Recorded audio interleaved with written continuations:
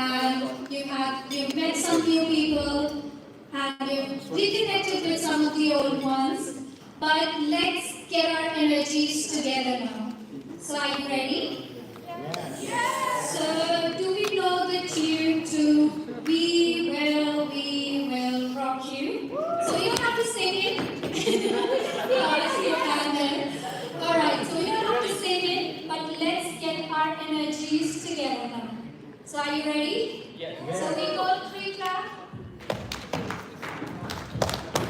Come on.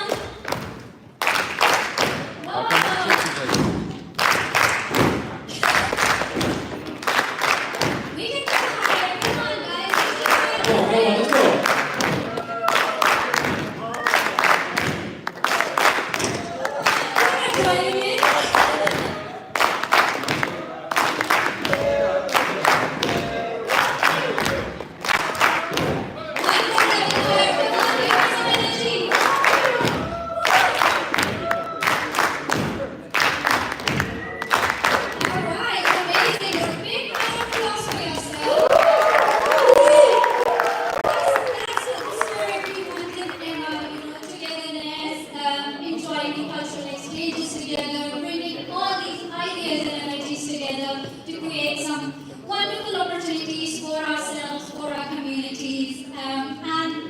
Basically just enjoying it at the same time. Alright, so now that we are back in the room mentally, let's get started with the next session. So what do we have in plan today? Absolutely. We will now delve deeper into the achievements of EMA. It's important, to recognize, to comment on, and of course to celebrate the great things that have been done.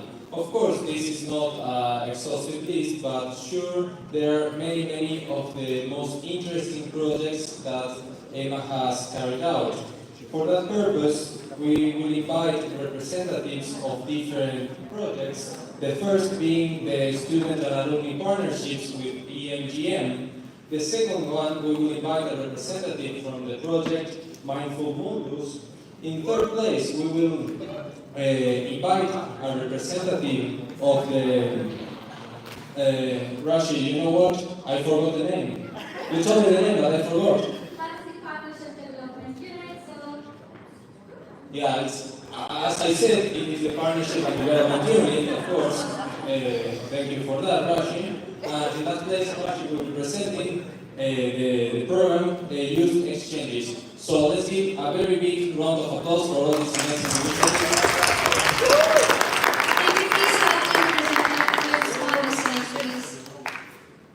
Yeah, please come here. Don't be afraid. Student and alumni. Yeah. So,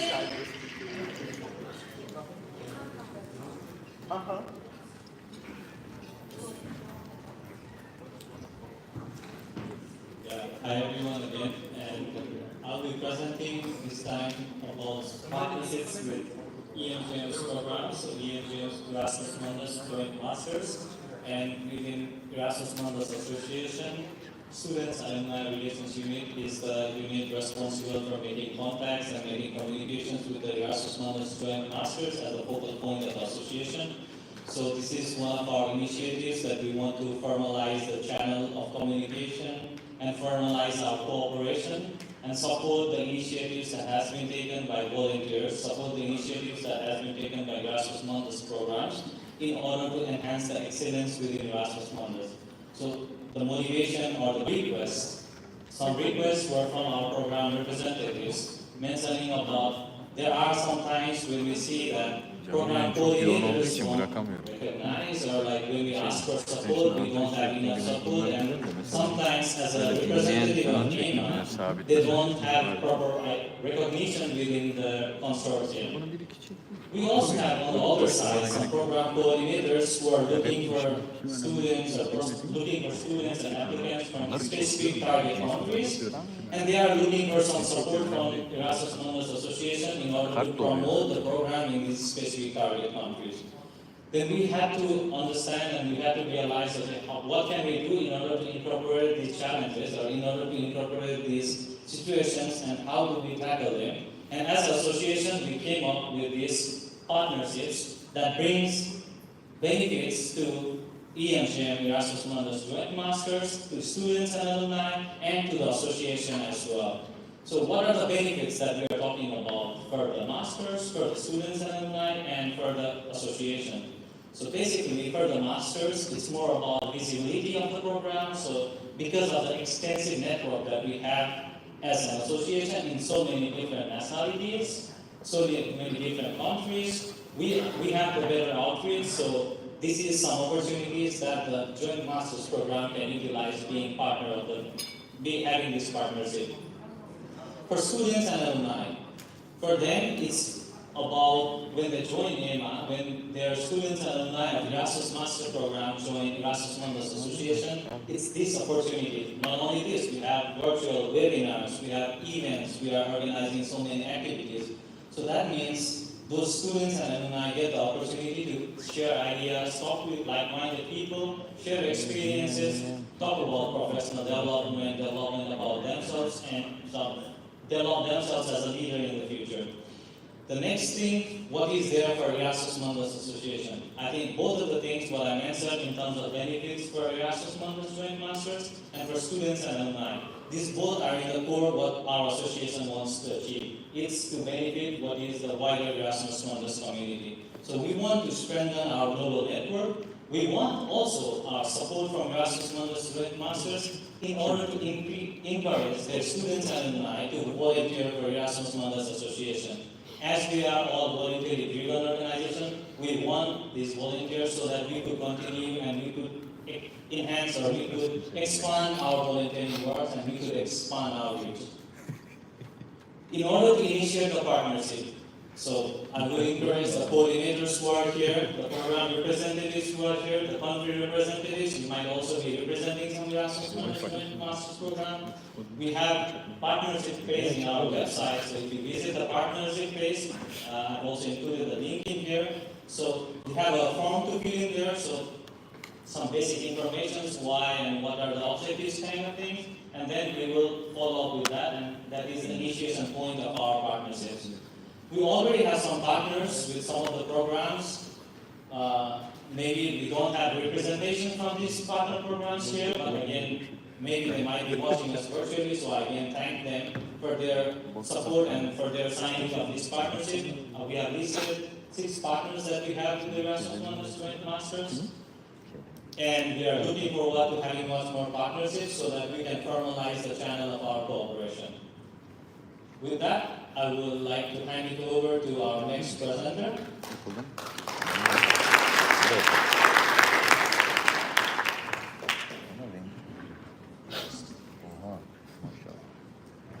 Good afternoon, everyone. Before I'm going to start my presentation, I'd just like to ask the audience, who among you here were able to participate as an ambassador or as a fellow for the Mindful Mundus Program? Can you raise your hand, please? Oops. 1, 2, 3. Okay. At least there are 3 people. Okay. And this project was implemented last year. And whenever I'm thinking about milestones, I can't help but think about how successful it was. The Mindful Mundus project, it was a breakthrough project because it's more relevant in the issue of mental health.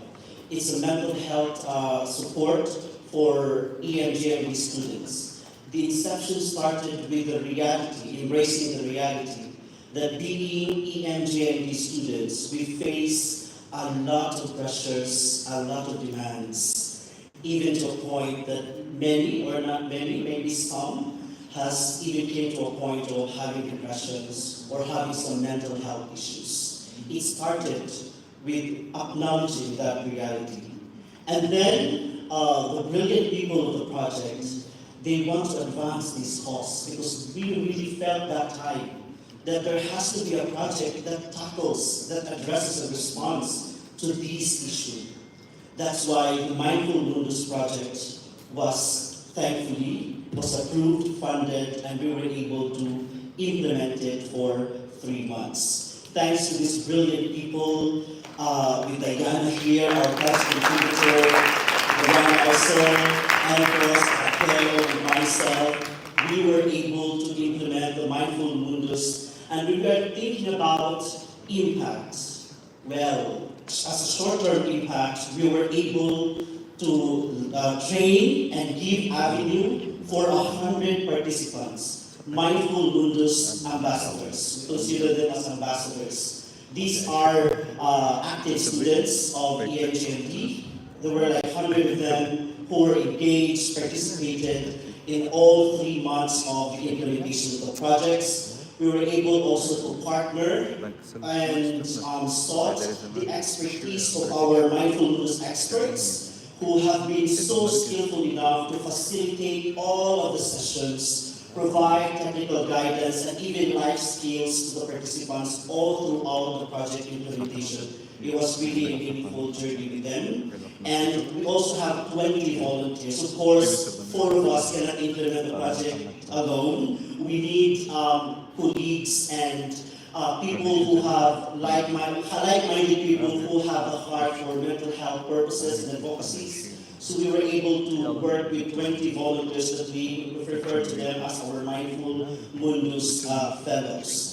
Looking at the project itself, we really, as I have mentioned earlier, we really embraced and we really acknowledge the issue of mental health in the journey of any EMGM student. And these projects, as one of the breakthrough projects that tackles mental health, we really gave them the avenue where they can express their own experiences, they can express their own sentiments and sentiments to fellow EMGM students. We were able to give them safe spaces where they can express all their frustrations. And of course, with the presence of the experts, they were able to give helpful guidance and advices how they can cope up with these challenges and demands. All in all, there were a total of 100 participants from 43 Erasmus Mundus programs.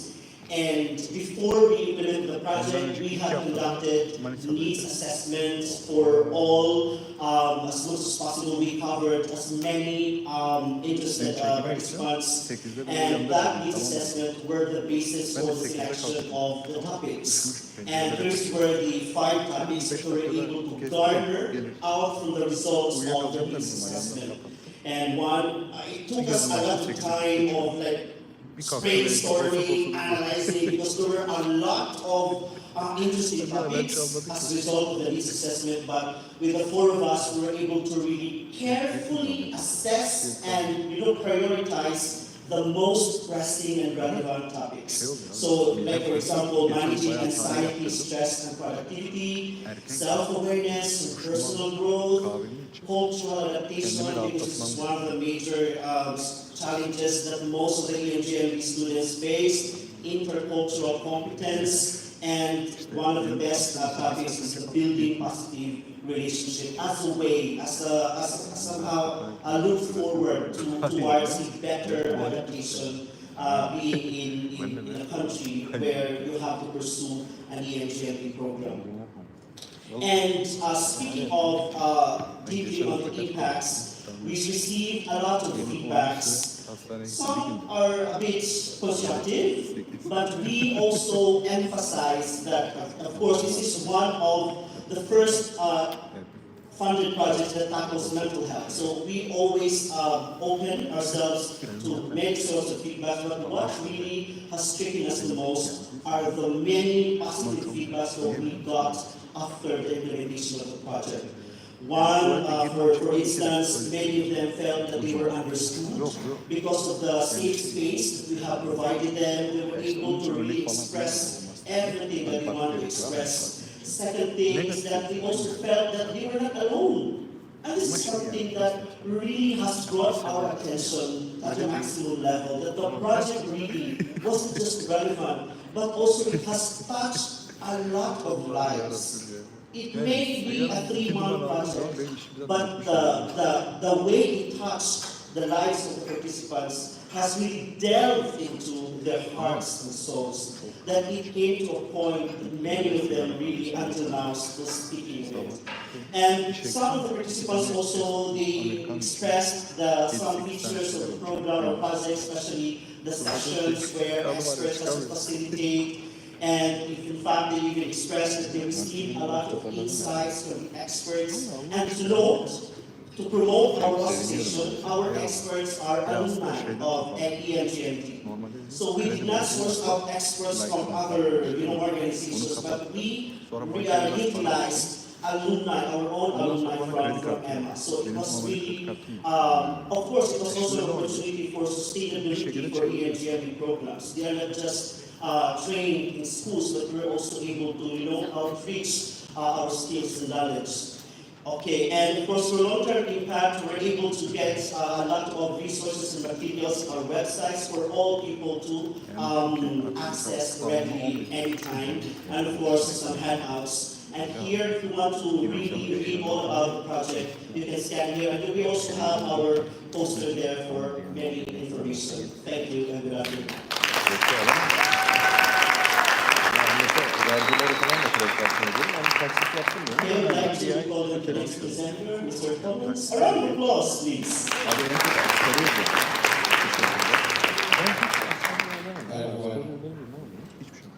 Thanks a lot. Good afternoon. I hope you all had a good lunch. My name is Collins. I'm the director for the Partnerships Unit. Earlier, I couldn't really talk a lot about what we've been doing, and so I was going to use this session a little bit to share with you some examples of some partnerships that we're doing. And I really hope that this gives you some ideas. Maybe there's a project that you want to do and you want to engage with us as EMA, we can look into it as well. So we just launched a new community partnership, and this is together with the Erasmus Mundus Master in Impact Entrepreneurship. And what has happened is that the students of EMA, they have a magazine which they published quite frequently. And this magazine has recently been converted into a blog. And so we established a memorandum of understanding with the students who write this blog. And together we are kind of working in synergy to promote each other and to also bring awareness. And this particular blog or magazine is quite interesting because it serves as a platform for exchanging ideas and information among students, and also brings a bit of visibility to the project of EMA. So I just wanted to say that if you are in your programs, and if you want to start something like this, we will be sort of very happy to work with you and see how we can support you in developing something like this. So these are some examples of what's on the blog. There are some articles written by students on various topics, and they publish them quite frequently. So you can go onto the website, it's emeimpact.blog, and check it out for yourselves. So we also do high-level engagements with the units. This is me with Pedros, who's the Director General of the World Health Organization, and his hands in EMA. And this falls under the purview of the PDU unit. We sort of try to see where we can have opportunities to network with high-level individuals to bring awareness about our association and what we do for the Erasmus Mundus community. And this led to also us hosting a webinar with the intern board that we left. This was the first intern board at the World Health Organization following the COVID impact. So the World Health Organization didn't have interns for a very long time. I was fortunate to be on the board, one of the first few interns to return to the World Health Organization after the COVID lockdown, the effects of COVID. And then we also had an essay competition with 1.8 billion, which is a sort of campaign that's led by BMNCH, which is the Partnership for Maternal, Newborn and Child Health. I don't think they have a maternal law, but it's a typical UN WHO style. So 1.8 billion is actually adolescent health led by WHO. And we had this essay competition. talking about disaster risk reduction, particularly in terms of flooding. We also do private partnerships, and as many of you have seen in the information booklet, there were some codes that you could use to benefit when you discuss these companies. And if you go onto the website, EMA's partnership page, you will find all the details of all the partnerships that we have with private companies and how you can benefit from being an EMA member. Yeah, and that's it from my side. Thank you all.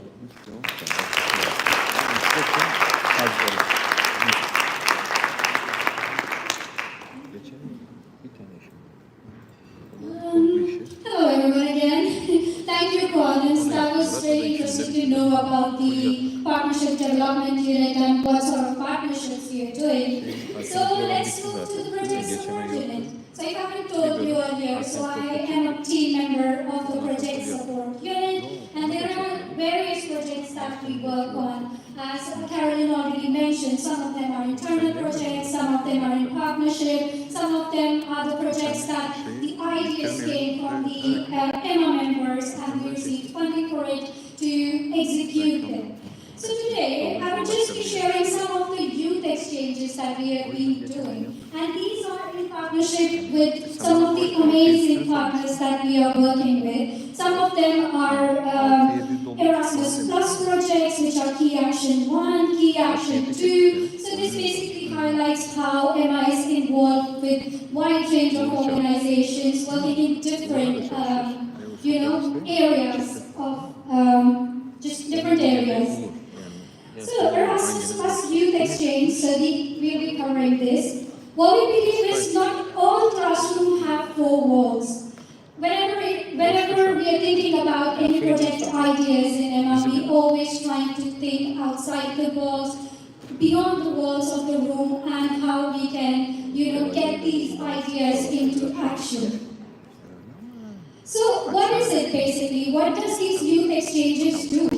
Well, have you ever come across advertisements, not exactly advertisements, but these opportunities posted on EMA's social channel? Has any one of you been to any of the youth exchanges yet? No. Alright, so maybe next time is the time that you keep an eye on these opportunities because we keep on posting them regularly and that could be a chance for you to develop those skills. So what sort of skills are we talking about? So what we are doing is focusing on youth empowerment. That's definitely a thing for us. Then developing the soft skills, developing the hard skills, and these projects are funded by the European Union. So if there are any projects that are coming up and you feel like this is something that I want to develop in myself, then definitely apply for one of these. So here are some numbers which shows that we've been in 5 youth exchanges since last few years. We have worked with more than 25 partners, and we've been involved with more than 150 youth workers or youth volunteers who are again working in different fields. And this was in combined like a total funding of more than 90,000 euros. So one of the projects that I would like to share with you here is the Accept and Respect project. So this took place in April 2022. It was in Georgia. And the aim of the project was to promote equality and non-discrimination among the young people. So this was a great project. Then Mountains for the Mind. Again, this is very different from the previous project because this focuses on providing outdoor education tools to the youth workers and encouraging green lifestyle in contact with the nature. So this is one of the projects which we actually did outside. So this wasn't indoors. So there were a couple of youth workers who learned all the green skills within the mountains of Livorno, Italy. Then another project we did in partnership, this was the Key Action project, and this was Let's Get Digital. So this took place in between 20 to 30 November last year, and it empowers participants through a series of activities, basically to develop, understand the digital landscape, which they can use in their communities, in their work. So here they're getting ready basically with the digital skills for the labor market.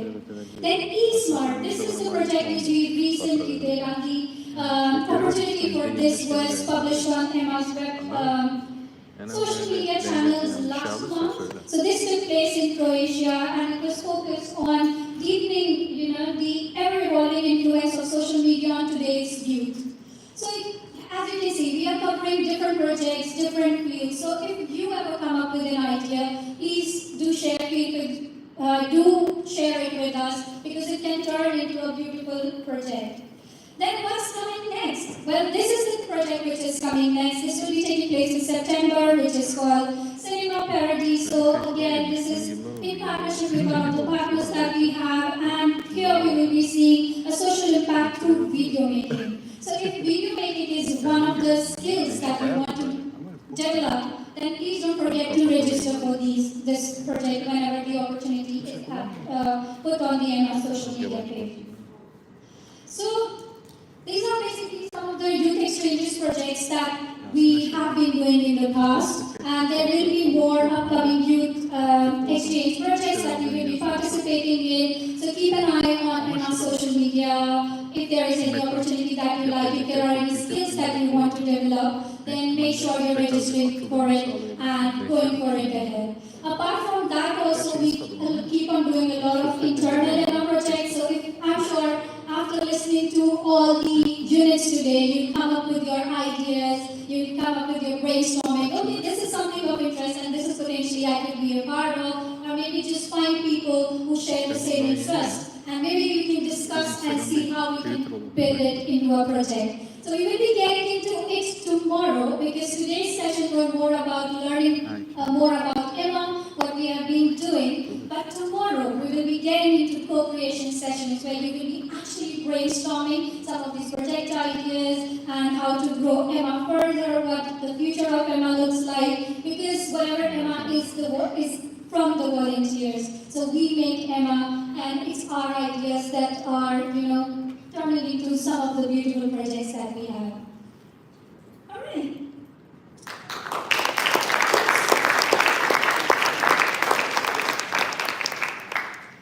Let's move to the volunteer spotlights now.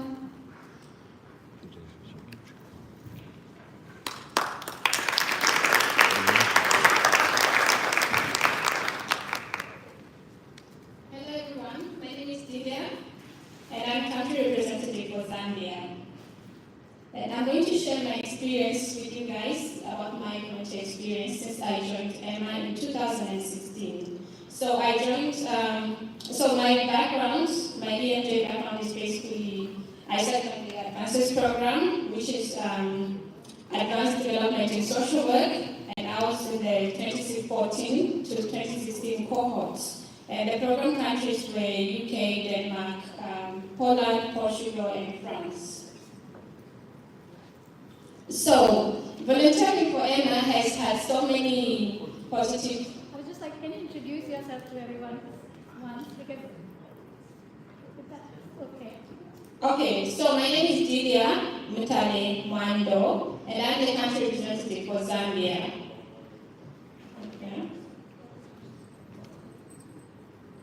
Okay, so I want to share my volunteer experience with you guys, especially for the new volunteers who recently joined. Because as a volunteer, I think I have learned quite a lot of skills through volunteering, basically speaking to prospective students and also collaborating with the EU delegation in Zambia. So during my volunteer experience, I have been able to reach about 500 prospective students through promotional events, and mostly these have been done in collaboration with the EU delegation in my country. I have also mentored over 10 prospective students, and by mentoring I mean I have been able to take each individual on a case-by-case basis, where I guide them through the application process for the Erasmus programs, and also help them to put the documents together so that they can be able to submit a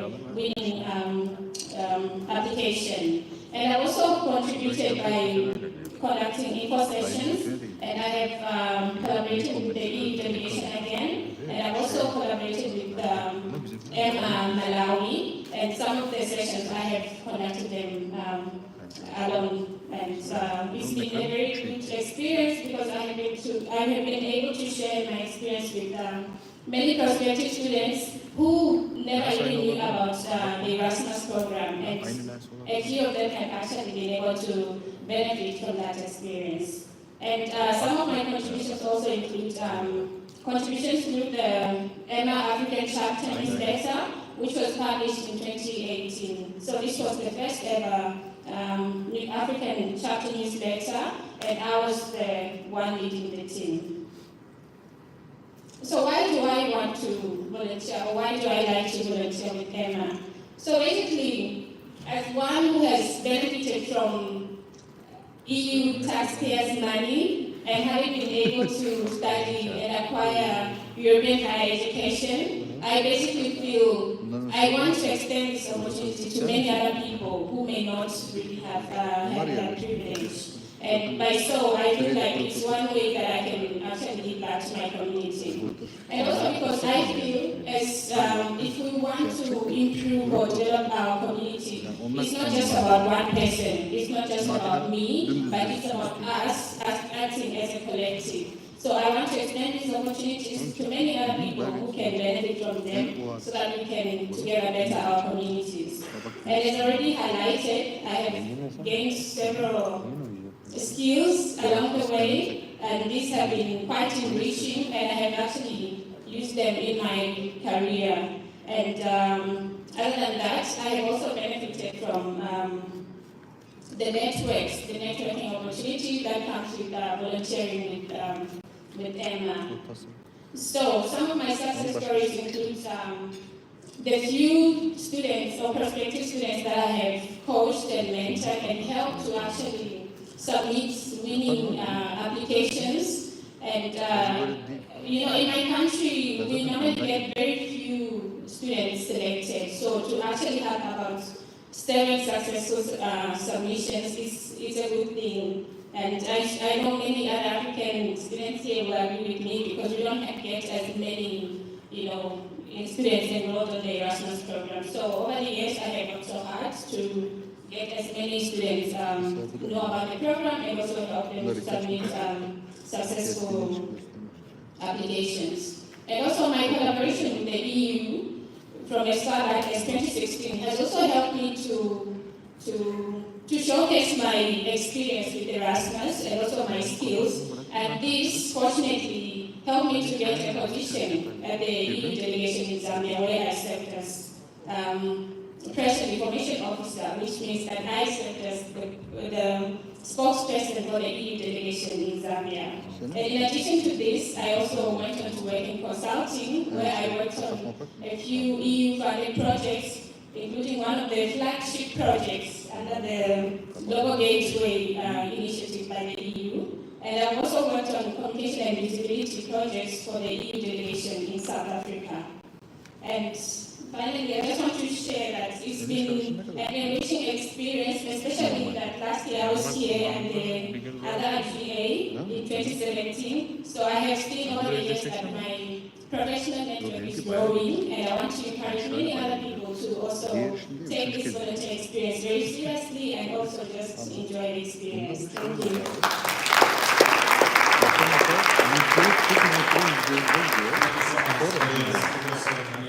Amazing things you have been doing in Zambia. Now, everybody, please give a very warm welcome to Yoko from Japan.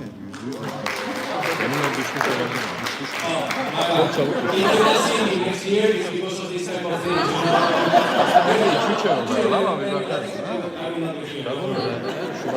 Please give a warm welcome to Brazil.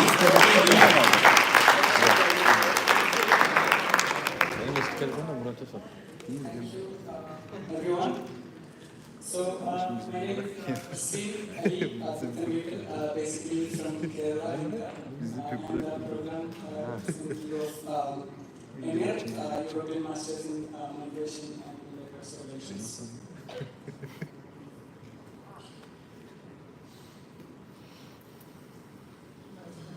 Yeah, so I was elected by my cohort as a program representative of my program back in September 2022. So I've been working as a program representative since. In this position, I have been doing many activities. So primarily, I was focusing on conducting a lot of information sessions, webinars, orientation sessions for aspirants who are planning to apply for various Erasmus Mundus programs. Information session for students from the new cohorts of my own program, which was invited to recruit more members to the association. Then Q&A sessions for aspirants. So these activities were done both virtually as well as physically, especially back in their campuses. Yani Çinli, onun Çinli. Kızın babası geldi. Çinli. Mehmet'le tanışıyor. Hem tanışmıyor hem Mehmet'le şey yapacağız. Babasını alacağız, Sözgat'a gideceğiz. Orada bir kurmaca bir şeyler falan çekeceğiz. Around 760 Kayınbabası bir şey mi? Niye? Other than that, Türkiye'de membership was something else that I was doing as 4 tane soru atmış hani so I was filmlerde. basically Kendini tanıtıp sorular cevaplamak belgesel. Kurmaca ve belgesel karışık. 4 soruyu bir sayfacı yazıyormuş. Çince mi? Nasıl konuşuyorlar? Çin Pasifik çeviriyorsun ya.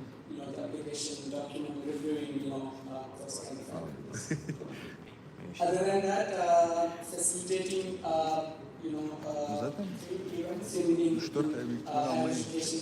Kız sayesinde. Yani şöyle, sınava falan girip çalıştı, geçecek büyük ihtimalle. B2'yi geçecek. Ondan sonra gidecek. Orada zor bir o da işte işe gidecek. Kitapçı. Bir yazılım kursuna gidecek. Tamam mı? Ama işin yok. Adamlar Mehmet'e para verecekmiş. 2000 euro dedi, 3000 euro dedi, aylık para alacakmış. Meslek öğrenmek için in collaboration with other partners. So my idea was to reach out to grassroots and local associations, student associations, Sinemacılığı bırakıyor. media, local Sinemayı media, bırakıyor yani. news channels to Yok, yapmak istiyorsa orada yapacak. organize this kind of Daha iyi imkan. orientation and sessions Sen ne zaman on Erasmus Mundus. İşte So hafta it içi was through these collaborations that I was able to reach out to these students because being active in the community, these organizations were able to use their resources and network çevrene götürürüz da yatıyor yani. attract more students to these programs which help me to reach out to a wider Yağından mı? audience in this kind of programs. So that was all from my side. Geçen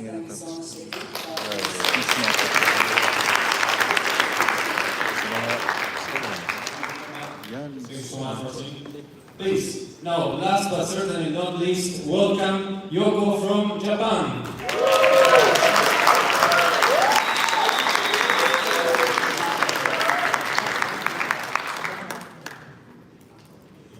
Hello everybody, and my name is Yoko. I'm the country representative for Japan.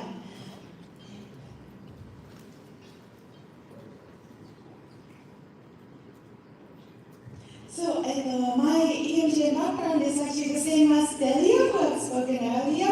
I'm an alumni of Advances, which is short for Advanced Development in Social Work. I was the 6th cohort, which was from 2019 to 2021. The only difference from Delia is that I was during the COVID times. So the 5 consortium I was supposed to visit, I couldn't visit Poland and France. But I was still able to experience a hybrid graduation, which I was very happy for this precious opportunity. Well, anyway, as a CR of Japan, oh, sorry. Some of the activities that I have been doing as the country representative for Japan is visiting the universities, and we're not very strongly connected, so we are a very small group at the moment, but I'm hoping to grow it more. Also, last August, I co-organized an event held in Tokyo, Japan physically, together with Oceans Network and also ESN. The two highlights are the photos that you can see up here in the slides. The first one, the top one, is when we had a first regional seminar hosted by the Erasmus Mundus Support Initiative, funded by the EU Commission. And during the seminar, we explored the policy practices that encouraged institutional engagement in international collaboration and how to strengthen our collaboration between Europe and Asia Pacific region. Buzz here also attended the seminar together. The second photo is when I attended a meeting with the Commissioner Eliana Ivanova. She is Commissioner, European Union Commissioner for Innovation, Research, Culture, Education and Youth. And we were able to directly deliver words of gratitude to her, how Erasmus Mundus programs have enriched our lives. And we had very strong reassurance that this program will continue by her, which was very nice. Through many on-site events like these in Japan, I gained a lot of new connections to grow the Erasmus Mundus network and more. So therefore, we are hoping to host more events in collaboration with universities in Japan. And also, Marie Curie Japan chapter has opened, so we are also talking about hosting an online event. So more exciting things are on the way. And last but not least, I also like to say a word of gratitude for EMA for giving me all these amazing opportunities that I was able to experience being the country representative for Japan. And thank you for this opportunity to share this. Thank you very much.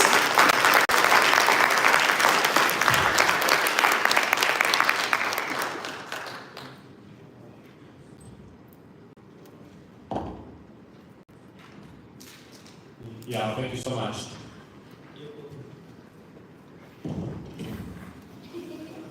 Well, of course, there's no need to say that we live in a digital world. We spend many hours on average on our cell phones, on our computers. For good or for bad, it's a reality and it's something we have to get used to it, and probably if you can take advantage of it. You may be wondering, how does these new trends impact education? Well, I hope we'll find out in the next plenary session number 2, titled The Future of Learning Through Digital Education. Please welcome the moderator of this session, Dr. Tarun Kumar.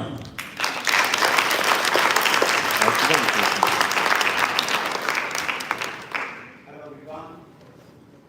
Welcome to. Can you hear me? Yeah. Welcome to this session. In this session, we will be, as the topic says, the future of learning through digital education. We will be discussing, actually a lot of people this morning are pointing out the changing landscape of education and how it is transforming, and the role of digital technology. So for me, to discuss this topic, we have 3 panel members. I would like to invite them on stage. In order, first we have Professor Dr. Mustafa Balchi. Professor Balchi is Sector Manager, Education and Training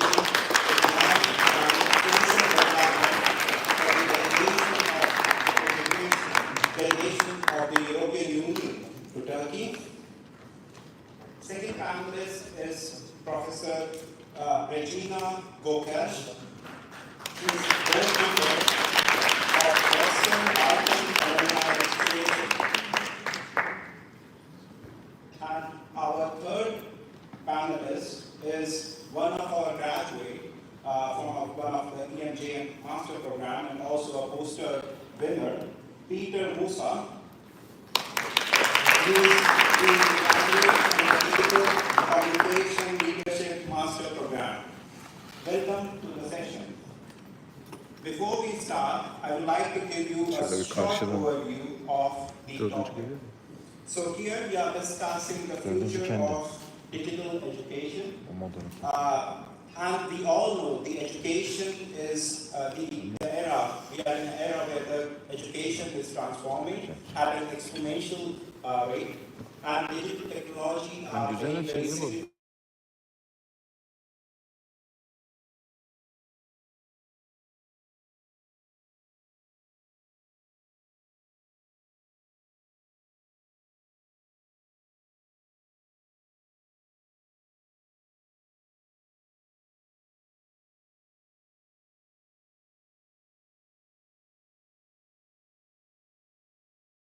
Now, with this, I would say, revolution, we are actually transforming and making this education, through digital education, we are actually categorizing the education, making it more accessible, making it more engaging, and making it more, we can have accessible. So, and along with this, it also brings a lot of challenges and benefit. We have all seen after the COVID-19, we were forced to use this technology, but we realized soon this technology has become a permanent part and we have to now use them and embrace them. But we have certain challenges in terms of accessibility. Like if we have to make sure that everyone has the digital technologies. And also we have to engage or educate the educators, those who are actually will be part of this and using this technology.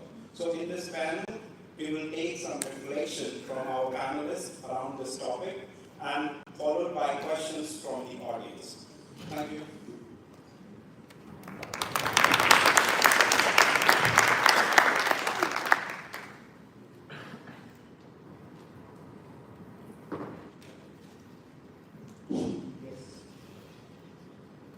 So to start this discussion, first of all, I would like to invite you, Professor Balji, and I would like to have your opinion about the EU initiatives and programs which focus on the advancing of digital education.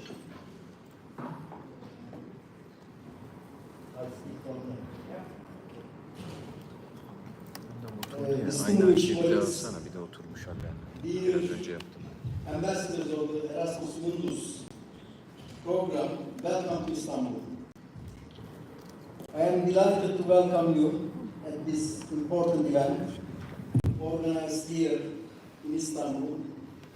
We will discuss an important topic, as Tarun mentioned, digital landscape, digitalization of EU and digital reform to be initiated or already initiated by the European programs. Okay. In the era where technology is reshaping the world, the European Union has placed digitalization at the forefront of its agenda. It recognized the digital transformation of society, economy, and governance is not merely an option, but an imperative. As we stand in the intersection of innovative and progress, the EU's digital policies aim to create a digital ecosystem that fosters competitiveness, inclusivity, and sustainability. First of all, I would like to mention about the Digital Education Action Plan of the European Union. Digital Education Action Plan between 2021-2027, which is doing EPA,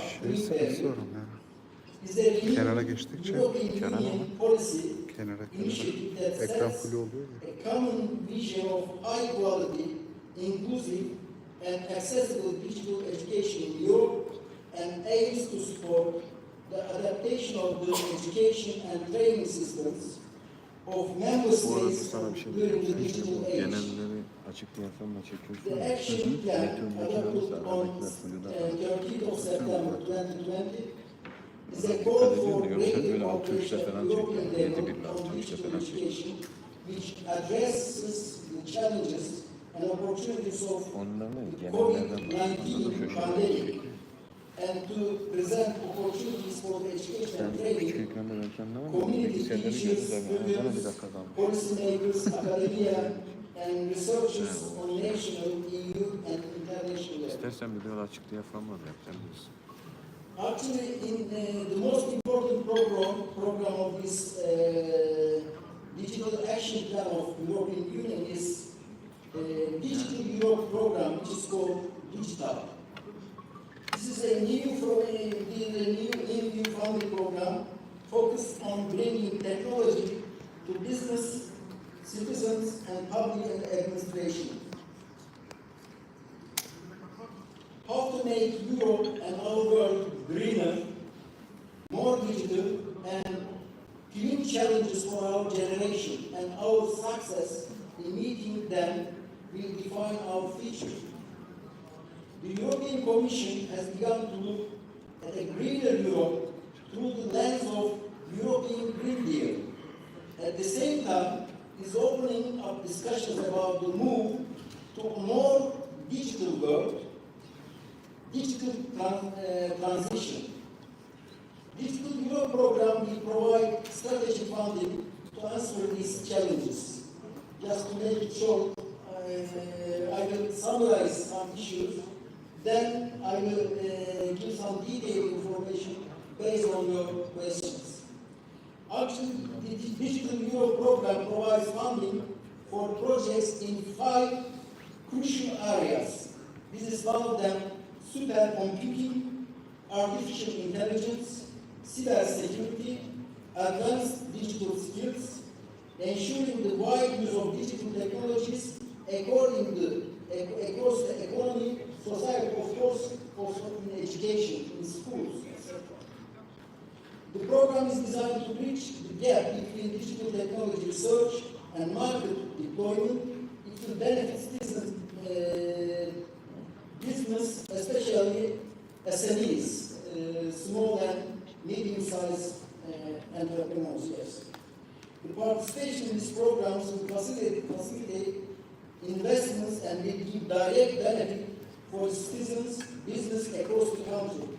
Embracing digitalization is not just a choice, it is a necessity for business, for education. Because of our experience in COVID-19. Digital Europe program not only presents an opportunity to align with this, the Digital Europe program and the wider business community at your countries. I would like to thank Erasmus Mundus Association for organizing such an important event and to meet us in Istanbul. Thank you for joining, and let's embark on this exciting journey of digital transformation together. Thank you. Teşekkür ederim. Thank you so much, Professor Balji, for your insight, and I will get back to you, especially when you were mentioning about different programs, especially for educating the educators. I will have a follow-up question, but first of all, I would like to invite Professor Regina, and I would like to have your insight on how has digital education transformed the landscape of learning, and what are the key challenges? Yes, thank you. First of all, I'm very pleased to be here among EMA members. I'm a representative of Western Balkans Alumni Association, a very new association which was we started around 8 years ago as an EU initiative, and I'm very pleased to be here in the panel grateful for the invitation of having the representative here. Okay, regarding the question and the issue we are here discussing now, digital education is a crucial aspect for the transformation and for the process and for the advancement of education in technology. All to Manfred Spitzer, a German scientist, and other scientists that deal with the impact of technology and the usage or overusage of it.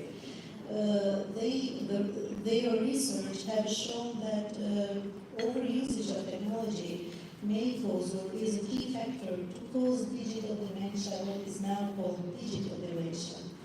And it affects early age children that use technology or overuse it. And this overusage has some consequences like breakdown of cognitive abilities, memory problems, lack of concentration. We can face it in everyday life with little children, with primary school education, etc. One of the issues that EU is also facing and bringing into focus is the mental health. So this is a problem after the COVID lockdown and facing many issues and problems in this area. Digital dementia may cause impaired defects, let us say, in our cognitive process as human beings. So this is something that also we have to be aware of, and we as educators, we as, let us say, promoters of also digital education, have to try to balance or give some tips how to balance this usage of education and taking the benefits out of it. Because these problems like digital dementia and overuse of technology causes, it causes, let us say, mental problems in the sense not only of cognition, but anxiety, stress, social isolation. We see that more and more people do not get socialized and have interactive communication with other people, but only with by using digital tools, etc. So we can notice it as a faculty of education. Our future teachers during their practices at schools have seen it also as a poor language acquisition because children talk less with each other now that they have smartphones, mobiles, so these digital tools. So in this case, I would like also to not only to decrease the, let us say, the beneficial part of the digital and technology, but also to be aware and find solutions that may cause this problem of. But how overdoing it? Thank you. I will come up again with a follow-up question. But now we have our third panelist, and as I mentioned to you, Peter, he actually graduated recently from our master program, and he has done a very interesting project, and his work is displayed in the poster, topic the digital world through the eye of digital native kids. How do children in different cultural contexts conceptualize the digital world? And I would like to have, can you give us a little bit about your project and what were you learning from this project? Of course, first of all, thank you for inviting me to this panel and to this conference, and I'm so glad that my research poster got the attention of the selection panel, and hence the opportunity for me to be here and representing my program, Digital Communication Leadership. I guess I'm the only alumni here from this program. So I hope more will come later in later years. So basically, during our studies, we focus very much on digital literacy and media literacy, and especially its impact on society and on children and youth. And me having 3 nephews, I I know very much the impact the digital world has on kids and how there is much need to enhance and reform the digital education, digital literacy programs in school, especially for children, because they are the future generation. And I guess me as a millennial, or if that label applies, I might be from the last or the one before the last generation that actually remembers the world before the digital. So we know what it's like to live in an analog world. We remember the last phase of it. Children these days do not. They are born surrounded by screens, by tablets, by laptops, by phones and Apple Watches, so multi-layered screens in front of them. So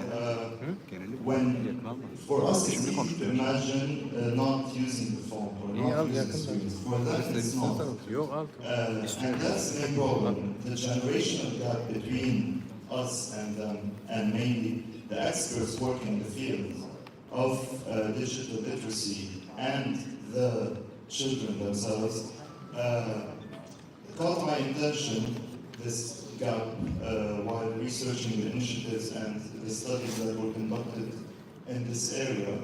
And I realized that even in the in the European Union's most innovative digital literacy programs, might not catching the attention of small children, because there's always this gap of how to understand how children perceive the digital world. This is why I decided to embark on a journey to discover how they perceive the digital world in order for us, I mean, I'm fairly new in the research community, but for researchers to understand better how to enhance the well-being of children. So we started a research journey without any preconceived notion, without any structured research structure, with very grounded in grounded theory and experimentation, especially that all the or most studies that were done in this area use very traditional research tools like interviews, like surveys, and when you interview a child, you're already not on a level playing field, you're already imposing, there's already power dynamic issues. So we decided to work on a research project which is very experimental, very arts-based, and experiment how children understand the digital world through drawing, through creative craft activities. And I conducted this research in 2 different geographical areas, in Belgium, where I was studying, in Flanders, and in Lebanon, my home country, and tried to compare also the different socioeconomic and geographical and cultural effect on the understanding of children towards the digital world. And through the discussions with 70 students in total in both countries, we realized how different children are and how similar in terms of how they understand the digital world. So for example, there was an activity where we will draw a mind map of what first comes to mind when they think about the internet or the digital world. For example, in the school in Aalst, in Flanders, the first thing that came to mind was TikTok, YouTube, PS4, FIFA, and all the actual activities, while the same activity in my hometown in Lebanon, the first thing that came to mind is the internet router, the solar panels, the UPS, the electricity, because we can see that how different geographical and cultural factors and socioeconomic factors affect how they perceive the digital. But On the contrary, when we discuss or when they draw their favorite digital activity or how they perceive the digital world, they're quite similar. So they both like to play Minecraft a lot, they both like to play Roblox a lot. At the same time, when we were discussing parental control or concerns, both communities were experiencing parental control issues, and they were both trying to get around with it. But we can see in both the need to balance the well-being of children and the empowerment to enhance their agency. And further research needs to be made in this area, of course. Thank you so much. And I was actually really happy and how,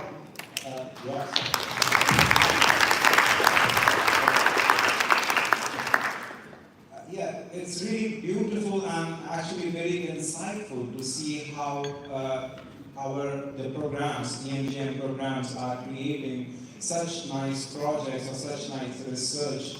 And now in this panel we are discussing not about the higher education, but about the future generation which is coming and they will be the part of the higher education in few years. And then we have to not just think about the present, how it is evolving, but also we brace ourselves for the future that the next generation which is coming up in the higher education will be much more exposed to these digital technologies, and maybe it's not just one day thing. We have to do a continuous improvement and continuous, we have to evolve continuously.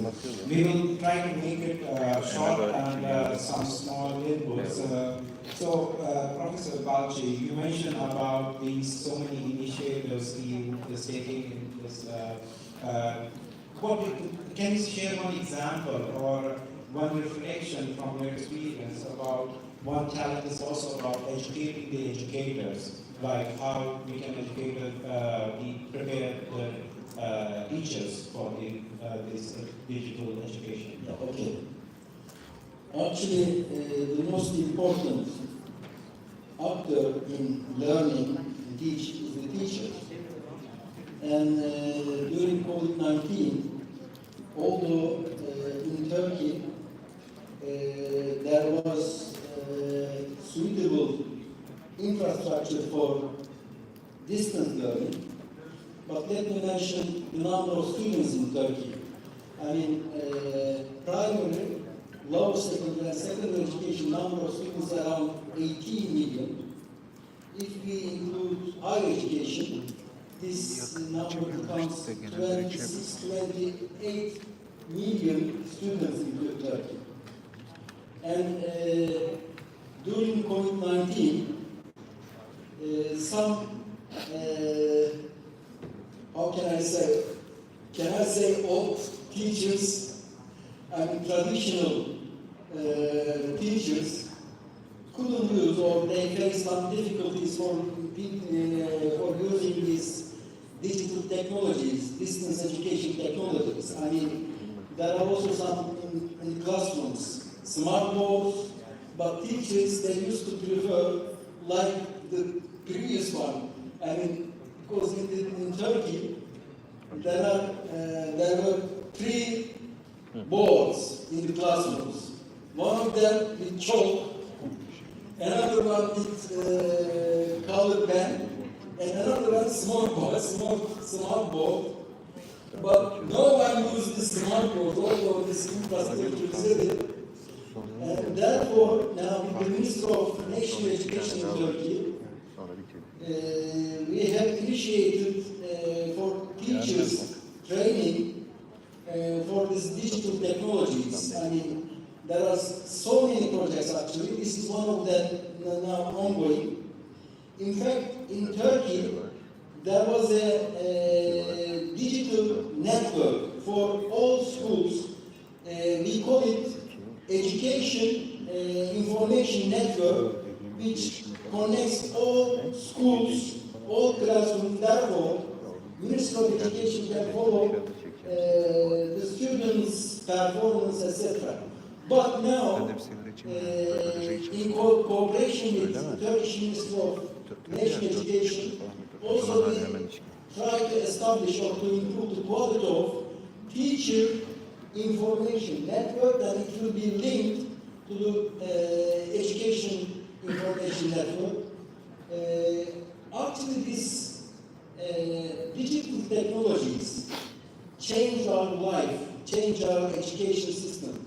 It will not be as we did previously. I mean, now, even we have to focus on adult learning, lifelong learning. We have to improve digital education skills of our people, our citizens, because now, I mean, banking or other issues cannot be done without having these digital skills. Therefore, we have to think about for future, not only for youngsters, but also we have to think about adults now. Thank you.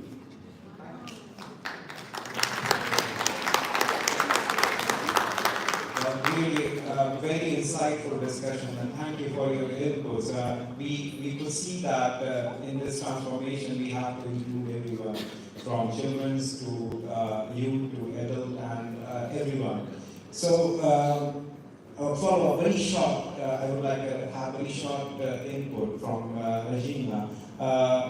What risk, you have talked about a lot of risks which you force to use digital tools. A very short, how can we mitigate these risks? A personal input. Yes, following what our colleague also said regarding the research on youngsters and children about the language, digital language that they acquire, let us say, some neuroscientists or psycholinguistics, linguistic scholars consider this like language acquisition. So they try to acquire a new way of understanding, and it is based like in the bed of language that we are inherited with. So we have this stratum of a pre-conscious way of understanding, and then we are introduced with new digital skills that are input in our surroundings, in our environment, which helps acquiring, between commas, like a new language acquisition. So this is somehow something that we have to face also. And during the research that me and my colleagues were doing regarding digital education and its impact on language, we also found out that children, when they come to learn new words related to technology like chat, internet, video game, etc., if they are English speakers, it's okay, but a non-native English speaker, they acquire these words without knowing their meaning, and these impaired language acquisition may follow in the long term if we are not also concentrated not only in explaining but making them clear what type of words they are using in technology. For example, they don't know a word in their own language, but they know it in the digital language vocabulary, let us say. So this is not a problem or an issue, but this is something that we can handle through considering these gaps and these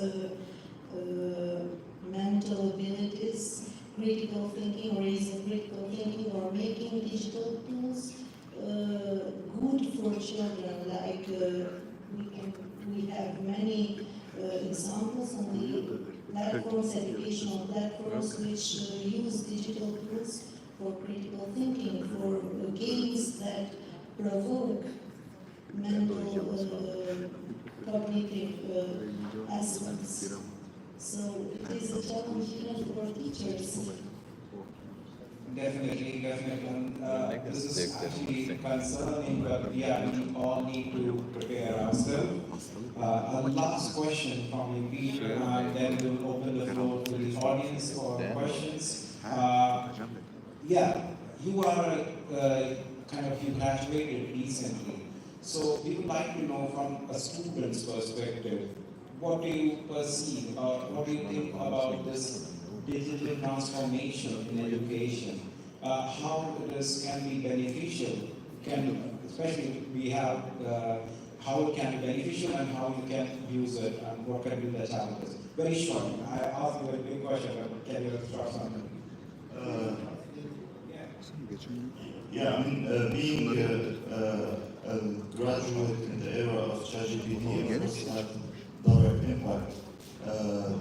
We saw a lot of students using ChatGPT for a lot of tasks, and for example, in my university, some people redid their master thesis because they did the whole sections from ChatGPT, like literature review, copy-pasted from ChatGPT, because it makes up authors and stuff. So yeah, it's a bit chaotic right now, but you know, since it's not only like the concerns toward the digital issues are not new, they're accelerated, but since the emergence of mass media in general, the same questions: what is the impact of media on society and how do we regulate it?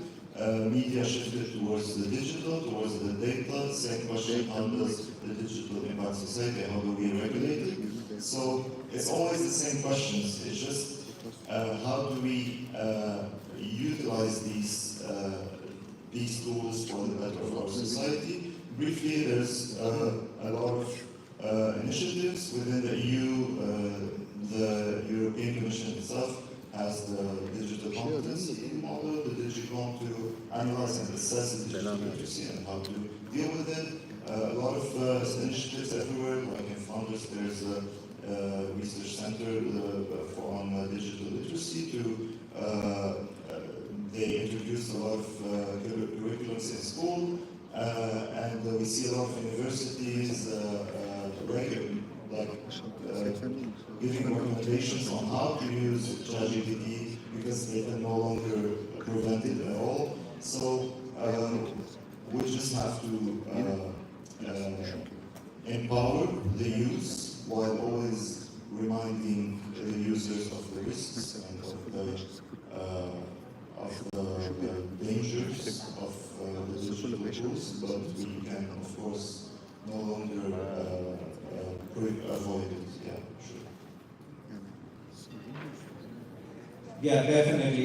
We just don't have to live with it, but we have to embrace it, and we have to adapt it, and we have to make it accessible for everyone. It's something happening, and we have to do, and we have to brace ourselves and be part of it. Thank you so much for the insightful feedback and comments. Now I will open the floor for first of all, are we on time? We need 5 minutes. Yeah, good. We open floor for questions. Yes. Thank you. So thank you very much for the very fruitful discussion. My name is Almaz. I'm Program Student Coordinator at EMA. Also, I graduated with Higher Education Digital Management Program. So I would love to ask, based on your expertise, what do you think is currently the biggest challenge in terms of education and the digital education, and how would you address this issue? Thank you. Anyone can answer. I see the biggest challenge is artificial intelligence, of course, as the concerns of everyone. No, I don't think anyone has a definitive answer on the ultimate impact, because a lot of people say it's going to be a beneficial thing. Like every technology, when it first appears, everyone is concerned, but then they adapt and find ways to creatively use it. But a lot of people also say that it's going to be the end of society. So it, of course, is the biggest concern, but I don't think anyone can know for sure the impact of it. I'm not sure if... also thank you for the input, because I am also coming from academics, and one of the biggest challenges I could say, one from my experience, is now as an educator or facilitator of learning, we have to also prepare ourselves, because the evaluation processes we have been using, the traditional examination and assignment, is changing with the introduction of these new AI tools. So we have to now come up with innovative idea how to evaluate students and how to develop new skills. That's also one of the biggest challenges. What new skills we should kind of incorporate, the students should learn, because there are some skills definitely will be kind of outdated, I would say, because of the introduction of new technology. Yeah, and I want just a funny quote from one of our colleagues regarding the biggest challenge. He is a professor in IT, and he says, nowadays we are living in a world where a computer asks us to declare that I'm not a robot. Next question, one or two more questions. Yes. Hi, first of all, thank you so much for your presentation. My name is Eugenia. I'm representative and current student of Winter, Wine Tourism Innovations. And I actually have a question arising from my own experience. So, during our last semester, several students had a problem that they wrote in the reports by themselves, but AI detector tools certified that it was 20-30% of AI. So, and as a result, it impacted their final grades. So my question is, do you think it has actually a long-term impact, or it's rather a short-term inconvenience, let's say? Thank you.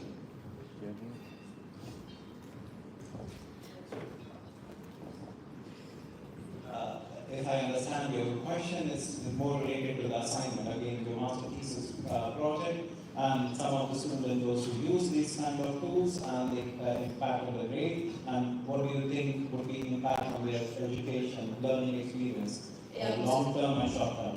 Yeah, do you think this effect will cause a long-term consequences? It will be still a problem, let's say, 2 to 5 years, or is it just rather technical inconvenience at the moment? I mean, the closest thing I can compare AI emergence to is I can only compare the emergence of AI in the education field to the emergence of search engines in the education field, because I remember when we were first using Google to find information, my parents would be like, oh, in my days we used to go to the encyclopedia and find if we want to search for who was the reason behind World War I, we would search for W. But you can take this optimistic approach and say it's just a phase, and we're going to get used to it and utilize AI to find more creative ways to advance society and maybe expand education and reduce the number of steps towards doing new research. And of course, there's on the other hand the other way of thinking that it's not similar to the search engine. It's completely different. It's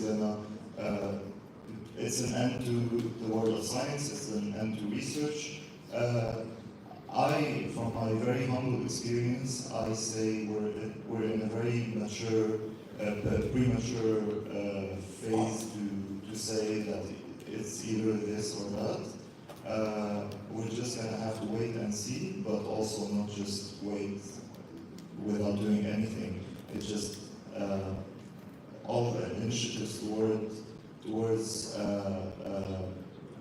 making students understand the dangers and the inconveniences of AI should always be in all the discourse around this. It shouldn't be just a limitless area.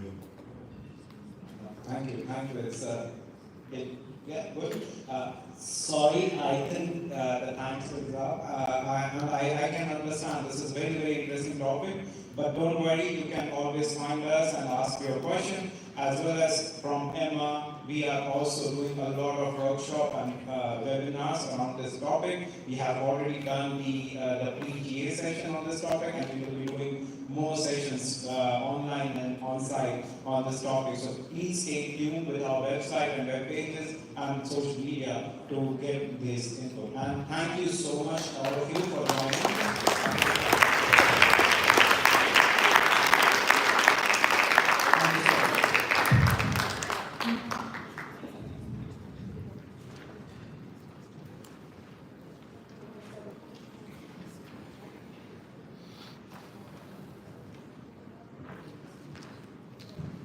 Thank you, Tarun, and a big thanks to our panelists to share their insights on the topic.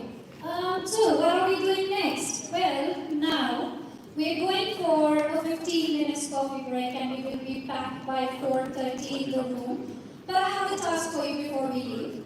So, which is a collective challenge we have as EMA.